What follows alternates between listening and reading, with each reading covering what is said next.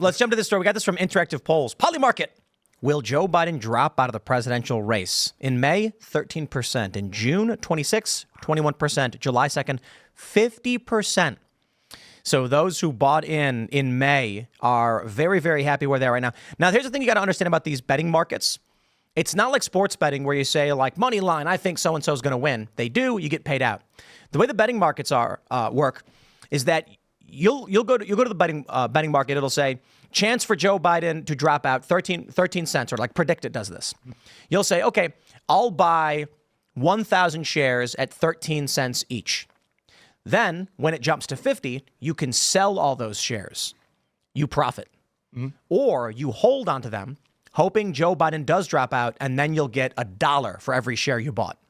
But there are a lot of people who made money off this already by buying in that Joe Biden would not be. Imagine this. You go on Predict It. Check this out. Will Joe Biden resign during his first term? 26 cents. So if you bought when it was at 11 cents on June 25th, and it's kind of funny because anybody paying attention like we were, anybody who watches this show knew the debate was going to be bad. Imagine if you were like, all right, I'll buy 1,000 shares at 11 cents. Then the debate happened and it jumped to 20 cents. Oh. Now it's at 20. You doubled your money. Oh, it's higher than after the debate. Oh, of course. Well, yes. Well, now because you have Biden's the campaign co-chair coming out today, Jim Clyburn coming out, and then floating the idea of Kamala Harris being at the top of the ticket at this point. Look at this. Oh, well, that's crazy. That just look at this right here, and that's why Kamala Harris is up so far today because on Predict It, Joe Biden is down 19 cents. So this means you look at this. You could have bought Kamala Harris, Newsom at 8 cents. Kamala Harris at 23 cents. You could have bought shares of Harris June 26 for 5 cents. Look at that, 5 cents. And now she's at, where she's currently at 29 cents. Wow, 600%. 600% return. Not that I'm advocating anybody do anything like this. I'm just saying, I kind of feel like, I bring this up all the time. We watch the news all day, every day.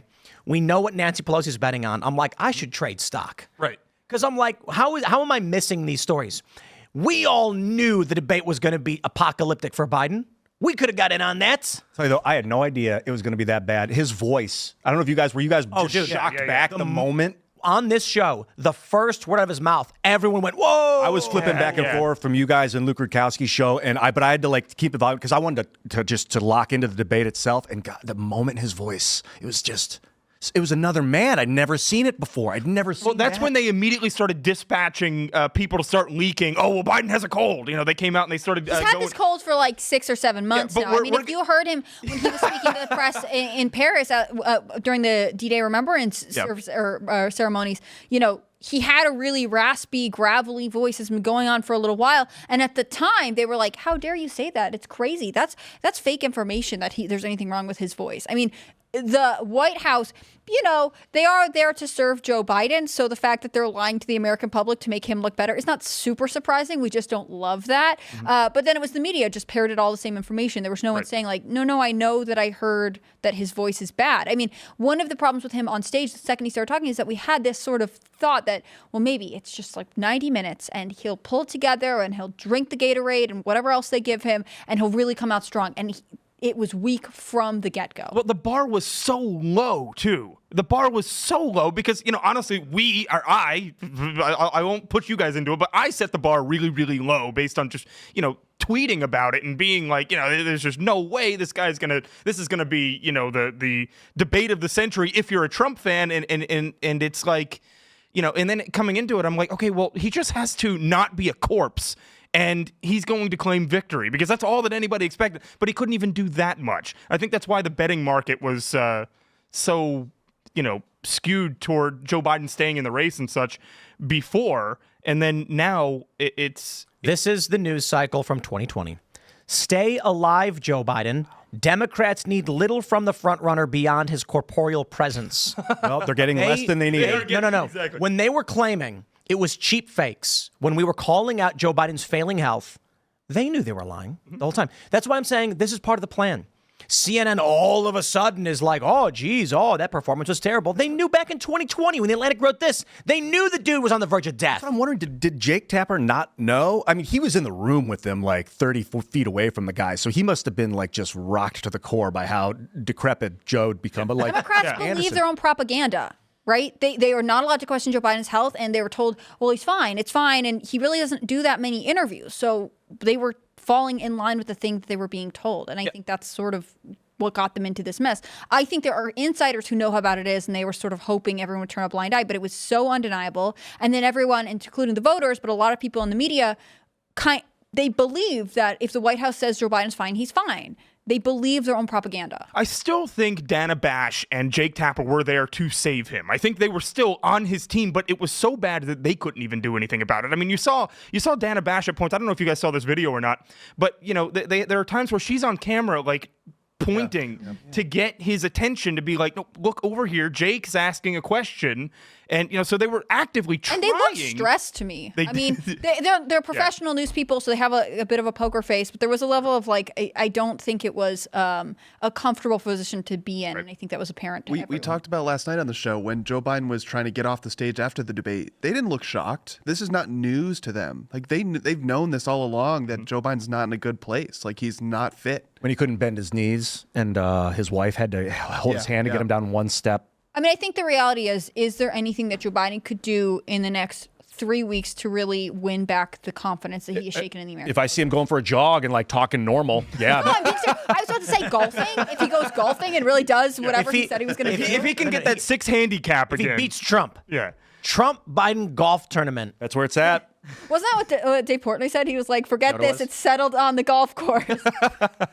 A 6 handicap. That's nuts. That's a ridiculous thing from him. That was what shook Trump the most. That was he was just appalled by that. Well, Portnoy had that funny tweet where it's like, nothing Biden said phases Trump until he mentions this. He has a 6 handicap. And then Trump nearly falls off the stage. Yeah. Well, then Trump hit him on that, and then he started backtracking a little bit, and then the next sentence was 8 handicap. Yeah. So it went up.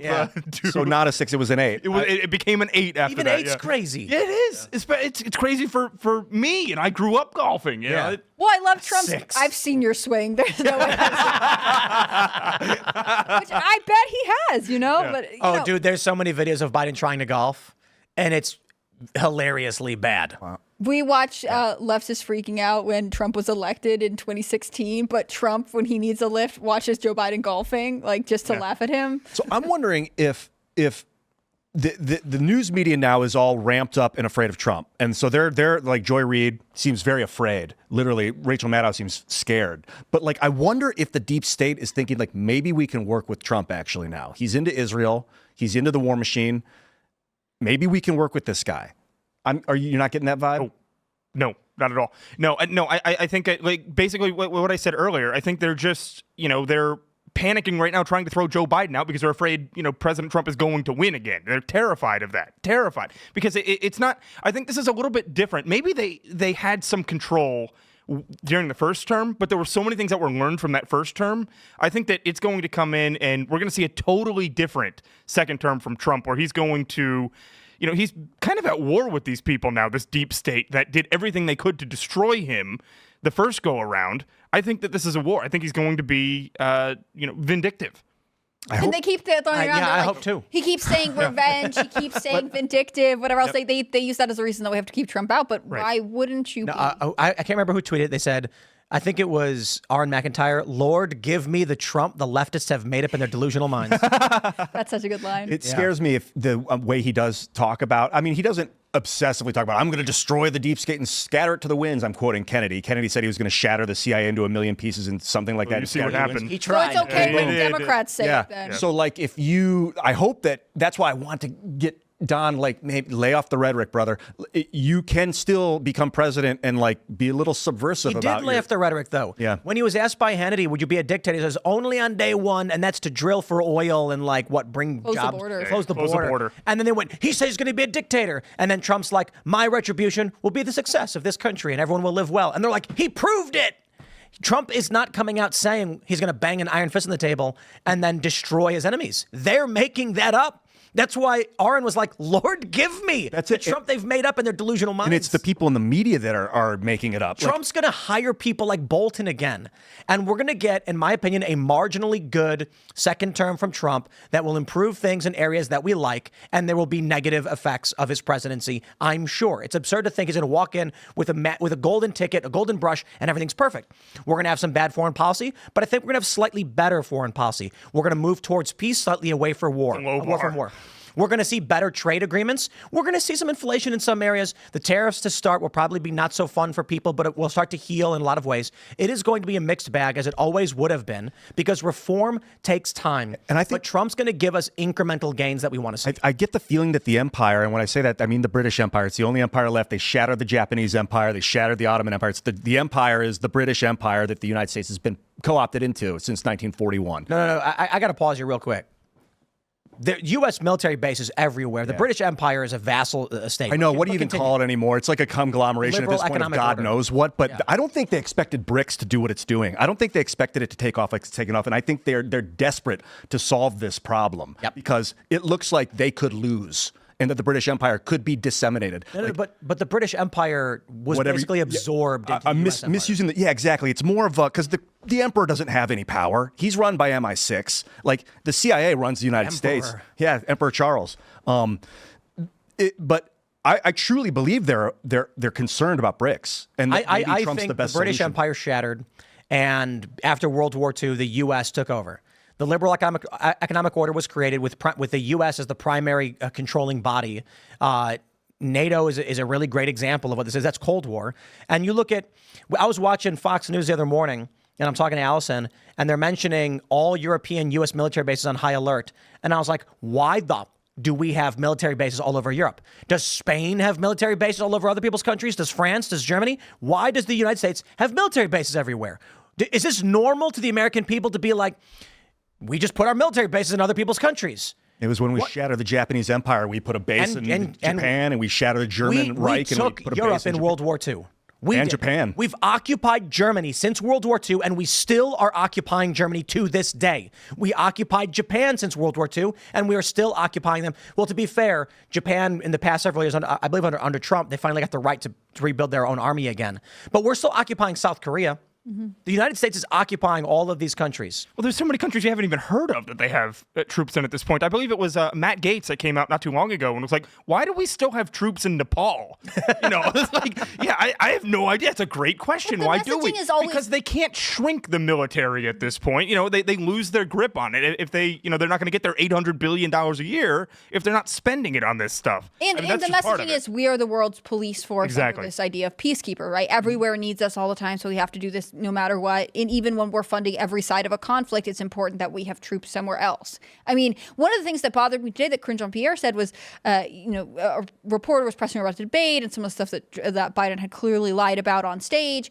And she was going through it. And she at one point was like, with Afghanistan, it's a really tough decision and whatever else. But she was saying basically Biden makes decisions so that there are no American men and women in harm's way. And that's just fundamentally that worked out well for the 13 in Kabul. This is fundamentally not true. And I think that's one of the questions with why do we have military bases everywhere? Like, do we really need to be there for the good of America, meaning the American people, or for the good of the government and the industries it props up by having them there?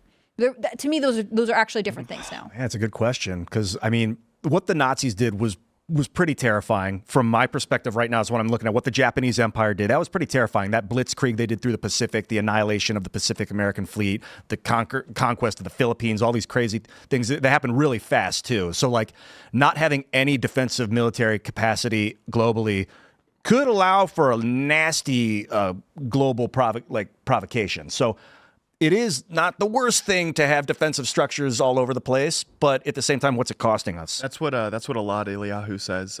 He says, okay, if we are not the global police force, who steps into that role? Like, have we set precedent now as the United States in this idea that there's going to be one superpower that patrols the whole planet? And that's his case for maintaining our current military industrial complex. You know, because will China step in? Will Russia? You just mentioned BRICS and the rise of that. The Chinese are very coordinated. I see a lot of videos out of China. I don't know what's real and what's not a lot of times, but like the way they move I think that's together. how they like it. I think that's intentional. And they want you to see these guys, like you see them all climbing up the hill, like a big line, the centipede of all these men, just like left, right. Like they are arming themselves for war right now. They are training their citizenry for war right now. Whether or not they're going to war is to be seen, but they're getting ready for war. And I mean, they are on like a civilian level, like they are just pushing these people to coordinate. Even the kids, the way they bounce basketballs and then jump to the right and bounce the basketball and jump to the right, like they're training these kids to become soldiers.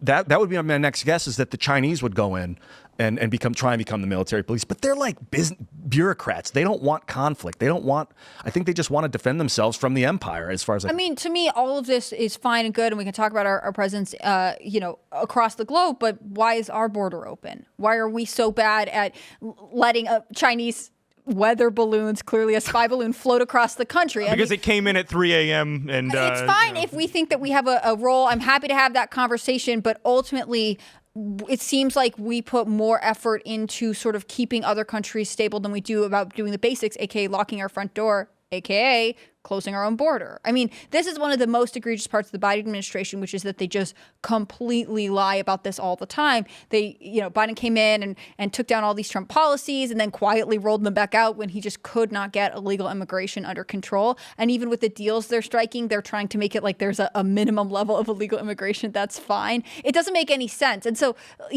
I think all of this has to come back to like, are we doing, is the government functioning in an optimal way to serve the American people? And whether that's by having military bases that we can deploy our troops to in who knows where, or are we making sure their communities are safe by protecting our borders and being sure of who's in the country?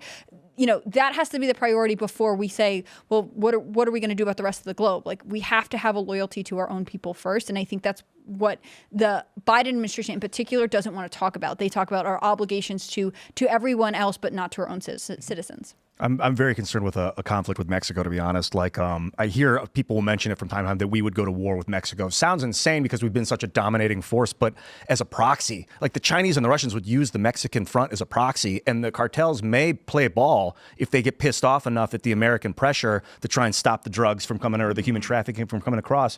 And I mean, what a perfect opportunity to proxy and annihilate our country from the south through Mexico. Right. I would rather go to war with Mexico to make sure our border was secure and to stop human trafficking and to stop the flow of illegal drugs than continue to send troops and, not officially send troops overseas and send billions of dollars to other countries where we fight these pretend wars, where we pretend like we're not doing anything and we just lie to the public all the time. I'd much rather. I mean, there is something honorable in the fact that you would be defending something that impacts literally American communities, as opposed to saying, oh, we're not doing anything. We're just pouring all of our money over there and we're funding that side and we're getting these people and we're not sending troops. We're just going to put them on a ship outside of this conflict. I mean, that is more, but that's so ridiculous to me in comparison to saying like, look, we have a border and we have to secure it. Yeah, we should have, and maybe at this point, military bases on the southern border. Like, we could spin up 6 new military bases across the southern border. I would be open to that. Like, I would be open to more military bases on the mainland, in the homeland. I hear you. It is expensive, though, to maintain these. When have they ever cared about that? but I have an idea. I mean, what if instead of building a bunch of military bases, with infrastructure and personnel, we just built a wall? Like a big graphene wall. Just a big wall? Yeah, we should do that. Graphene wall would be very hilarious. What an It'd be super idea. thin. Why hasn't anybody Hilarious. thought of this already? I don't know. But you can electrify that stuff. Electrify the wall? Yeah. Maybe put an alligator moat on the other side of it? Oh, did you see this? It was a while ago where somebody was like, well, if Trump gets elected, this is how the border is going to look like, with a moat with alligators in it. And I'm like, everybody's like, yeah, this sounds great. Why would you not? There's a river there. There's already a river there. Just put the gators in the water. We should wall it off, though. That border needs to be walled off ASAP. And I'd like to bring you back to 2015, Ian. yeah, isn't that crazy? And that really what bothers me. I think that maybe even the I'm just going to call it the empire, whatever it is, whatever this organism is that's controlling the West. The enclave. Yeah, right. I don't think that they realized how bad this immigration thing could get, and that they disliked Trump's No, I think they America always first. will. You think they knew? Yeah. Like Trump, his America obsession with like making America the leader still, when the empire's like, yo, we want to co-opt you and make you part of something. He's like, no, we are America. they hated him so much that they were just willing to undo whatever he did, or their cronies like Biden, they were just going to undo it.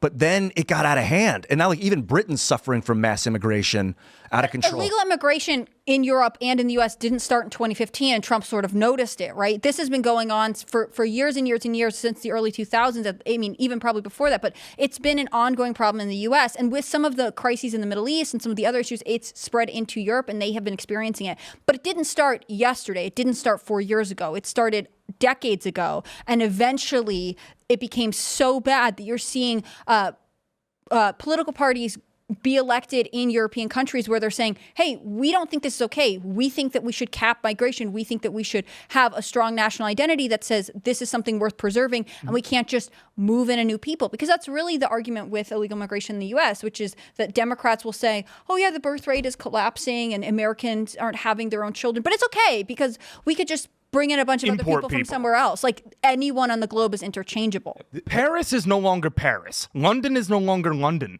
Go to these places right now, and they have been taken over, and there's no going back at this point. What are you going to do? Have you seen Marine Le Pen speaking fiercely about? And there's a reason she just had huge victories. Thanks for checking out this clip from Timcast IRL. Make sure to watch the show live Monday through Friday at 8 p.m. Subscribe to this channel, and we will see you all there.